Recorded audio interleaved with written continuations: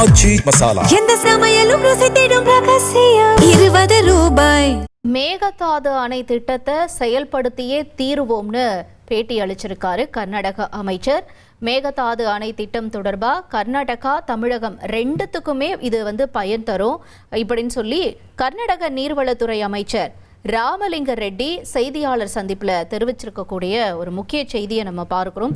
ஏற்கனவே மேகதாது அணை கட்டக்கூடாதுன்னு இதனால தமிழக விவசாயிகள் பாதிக்கப்படுவாங்கன்னு சொல்லியும் தமிழக தரப்பிலிருந்து நிறைய அழுத்தங்களும் அதே மாதிரியான நிறைய கோரிக்கைகள்லாம் கூட முன்வைக்கப்பட்டு வருது. சட்டப்பேரவையில் கூட இதற்காக தீர்மானம் கூட நிறைவேற்றியிருந்தாங்க. தனி தீர்மானத்தை முதலமைச்சர் விஜய் கொண்டு வந்து அதுக்கு அனைத்து கட்சி ஆதரவும் கொடுக்கப்பட்டிருந்தது.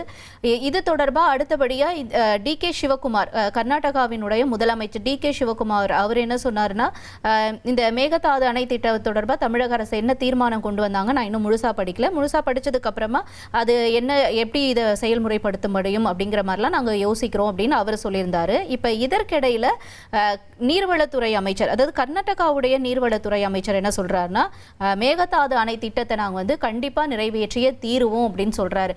இதனால தமிழகத்துக்கு எந்த பாதிப்பும் வராது.